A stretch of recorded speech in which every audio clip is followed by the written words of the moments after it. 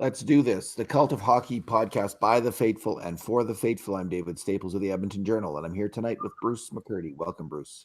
Hey, David. So, in the turtle race tonight, Bruce, which is the race between 6 or 7 absolutely, utterly mediocre teams in the Western Conference for the final 2 wildcard spots, the Oilers turtled against the Chicago Blackhawks and lost 6-2, collapsing in the third period, letting in 5 goals in the third period.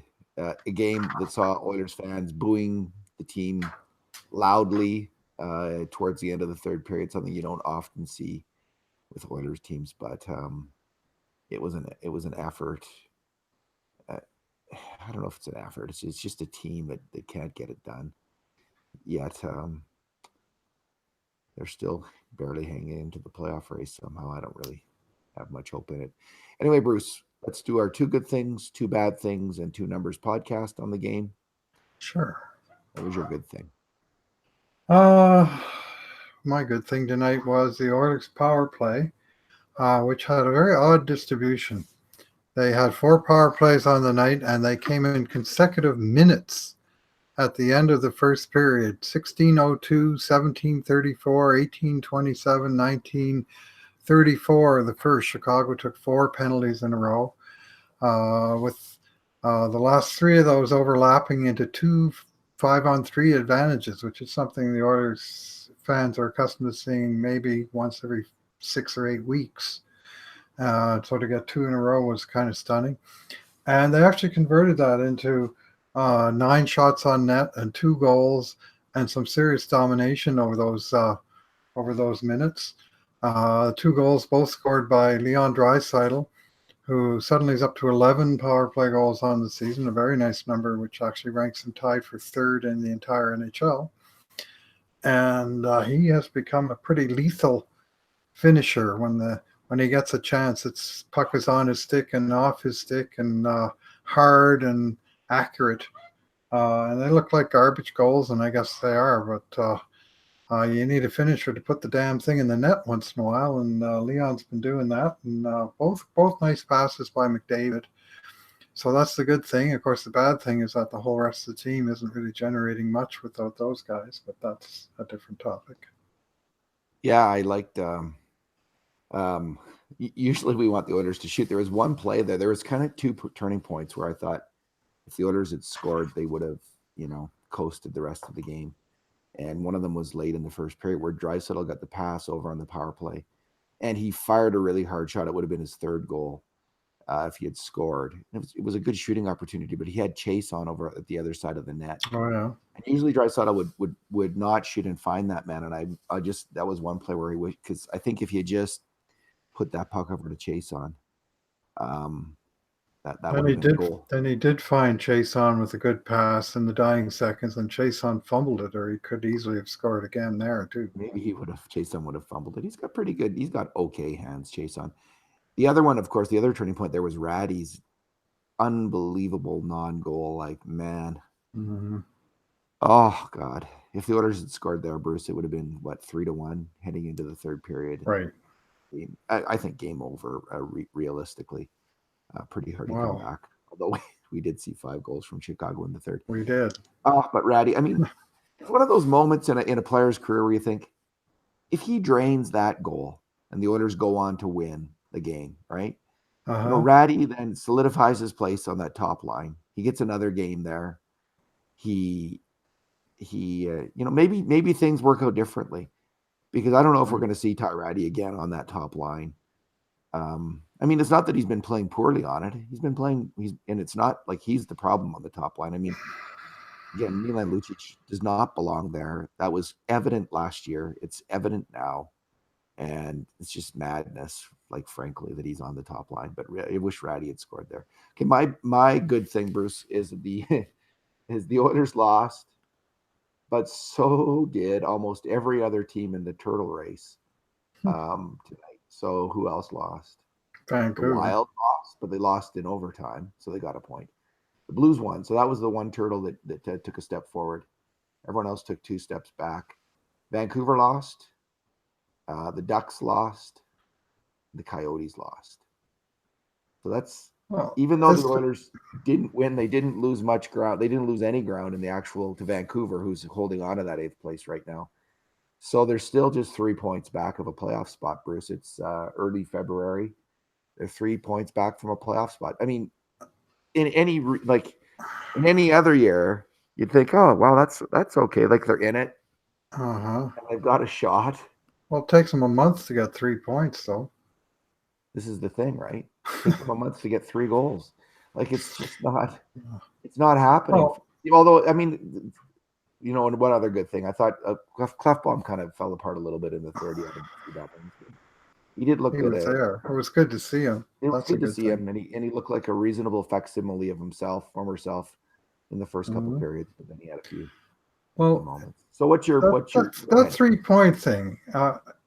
When the Oilers lost to Carolina on the Sunday night before the All-Star break, they were 3 points back, and I remember thinking, even if they win their last game before the break, they're going to go into the break outside of the playoff cut line.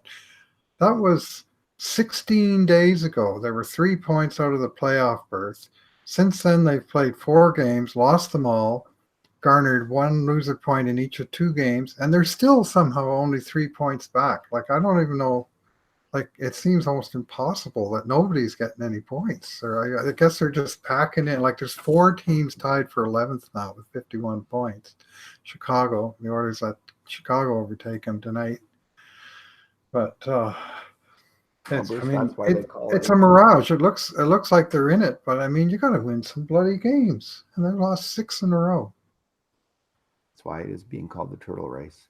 Yeah, it is astonishing, truly astonishing. But as bad as the Oilers have been, all these other teams are just as bad right now, and there is this weird window of opportunity.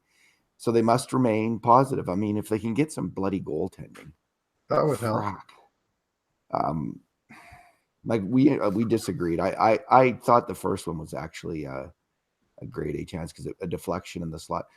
And the reason I thought that, Bruce, It ticked off of Brodziak and know, changed but direction by about an if inch. that had been an Oilers player in the offensive end and he had deflected it from there, I would have counted it as an A chance. So I just see it in the same light. Like you have to see from the if it had been an 65-foot opposing rip player, shot, it had been an short side. opposing player who touched it. I didn't love it either, but I just by my objective, like by my guidelines, that's how I saw it. But I can see like the argument that it was a B chance that went in on Talbot. Make a save, short side, man. I'm just so sick of those short side goals. The goalie's pulling off the post, and I mean, I guess you can say that little tiny deflection, but I didn't love it. Just make a save. Yeah, their goaltending has been crappy. Frustrating. Talbot actually was pretty good after that for the rest of the first and all of the second, but boy, did things come apart fast in the third. Well, it wasn't exactly challenged in the second period. Well, they did have the three grade A chances. Okay, where are we now? We've done our good things. What's your bad thing? We're already scraping the bottom of the barrel for them. Now, there's lots of bad things to choose from. I'm going to go with the obvious one of the horrible, horrible third period.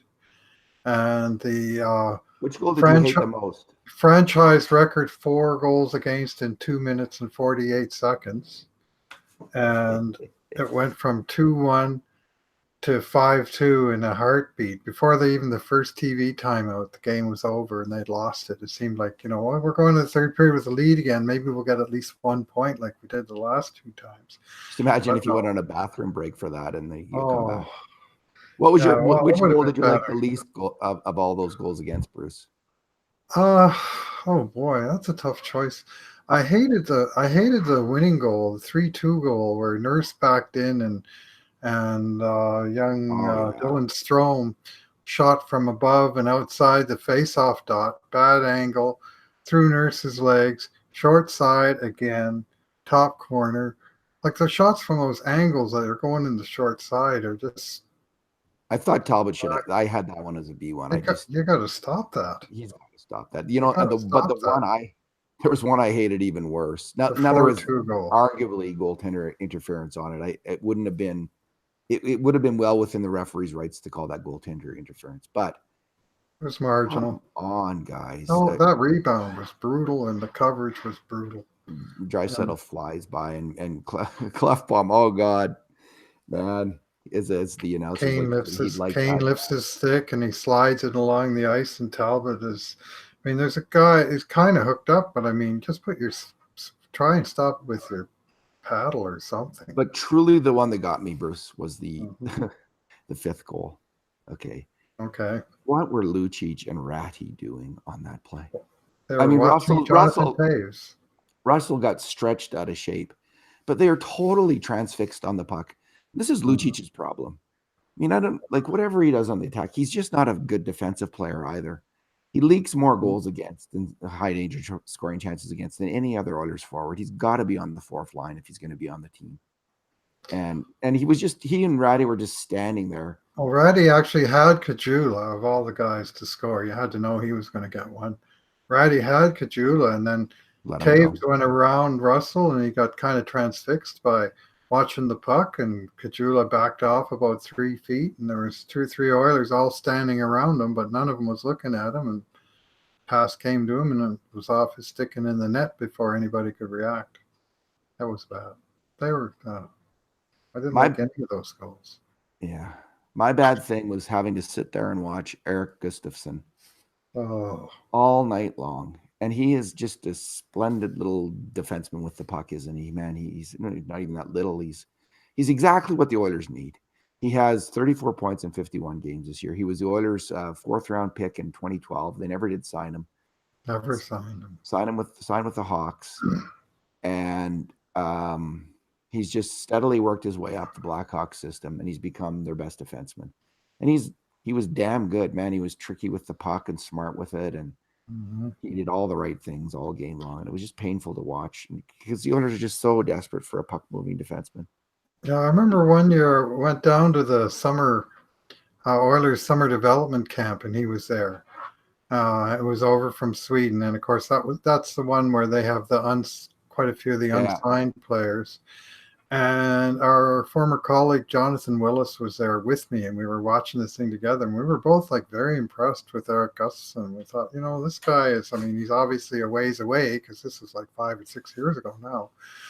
But we liked his mobility. We liked his his passing, his sort of his movement with the puck, and all those good things that you like to see out of mobile defensemen. But now we're still liking the player, but he's no longer part of the Oilers equation and never really was, apparently. Good draft choice and just totally wasted by not signing the guy. Just depressing to, especially when you see the sorry state of the back end on Edmonton of guys that can't make a pass to save their souls. Well, the Oilers just had to go with Colton Tubert and Griffin Reinhart, Bruce. All right. There's my exceptionally bitter comment of the night. I'm just cringing with my eyes closed, shaking my head over here. Okay, my number, Bruce. Did you give your bad thing? I can't remember. Yes. Yeah, the third period was the horrible thing. My number is 2. That is the number of grade A, even strength scoring chances, shots on net, grade A shots on net that the Oilers had all game long. 2. Brutal. Absolutely brutal. And I guess I give Hitch credit for not blenderizing everything, but he's obviously going to be changing up the lines before the next game. Come on. You can't have McDavid with Milan Lucic, and I don't know how he got that in his head. And I actually have liked Draisaitl on his own line. I think that line has looked pretty good every time it's been up there. I think Reeder can't score to save his life. I'd rather see. I don't know who I'd rather see, but I'd love to see again. And we saw it for a shift. They actually got scored on. Puljujärvi, Kara, and Nugent Hopkins. I'd like to see that as a line. I don't know. I guess you could stick with the Draisaitl line, but I guess who the hell do you put with McDavid? I don't know. Yeah. I'm of a mind like I'd like to see a kid line, and I've said this before. Mm-hmm. But and maybe this is a bad idea because you have to have these guys ripen on the farm like Benson and Marody but I have just seen enough of so many of these players. Brodziak, I mean, the first goal Well, against Brodziak, lost the face-off and deflected it in his own net, failing to block the shot. He can't make a play. Malone is so slow. They got to get some guys who can skate on this. Pick the 12 fastest skaters in your system. How about that? And play those guys. So 12, yeah. Tonight they had 7 scoring chances, 5 on the power play. McDavid and Draisaitl were in on all 5 of the power play chances, and they each set up one of the 2 even strength chances. And the other 2 lines, nothing. Like nothing.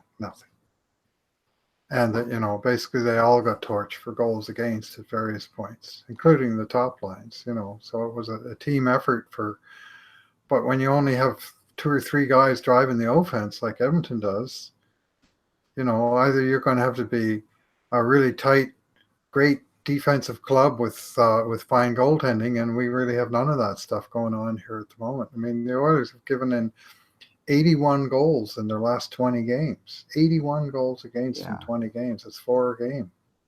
I'd like to see is Cooper Marody. And again, I made this point the last podcast. He's not like, doesn't need ripening necessarily. He ripened in college. Mm-hmm. He's 22. Mm-hmm. And he's a point a game player in the AHL. I mean, after 30 games, he's doing it down there. Call him up and he's a right shot player. Put him on the wing with Draisaitl or McDavid. He's an offensive player. He's a smart player. Yeah, his skating isn't great, but neither is Marody or neither is Chason. He's not a great skater, and he's keeping up with Draisaitl. So call him up, and he's got some offensive talent. He's a smart player. It can't be any worse than Tobias Reeder. Like, Reeder's not going to get it done. So let's see what Marody can do.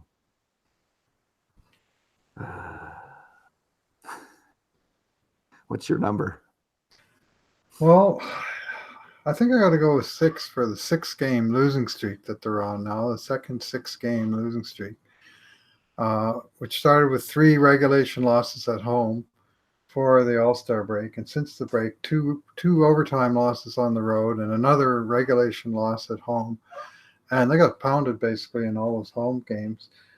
And I guess a related number is the last 3 games since the All-Star break, the Oilers have taken penalties at the 144, 134, and 151 mark of the first period in 3 consecutive games, and all 3 times they failed to kill the penalty, meaning within 3 minutes, basically the start of each game, they'd taken a penalty and given up a power play goal and trailed 1-0, and that's now 6 out of 6 games that they lost where they gave up the first goal. How about showing up for the start of the bloody game? Yeah. Or the end. I want to see Caleb Jones too back in town, like on the 3rd pairing at least. At least there's another guy there who can move the puck. Don't put him in your top 4. I'd like to see Marody and Jones called up tomorrow. The trouble is they have to send guys down, and they're going to have to leave a gap on the roster just to make room for Andrei Sekera, because Chiarelli painted him to such a horrible hole in the cap space that they haven't send down Manning and send down. It's not hard, Send down Malone. Like it's yeah, not that hard to do that.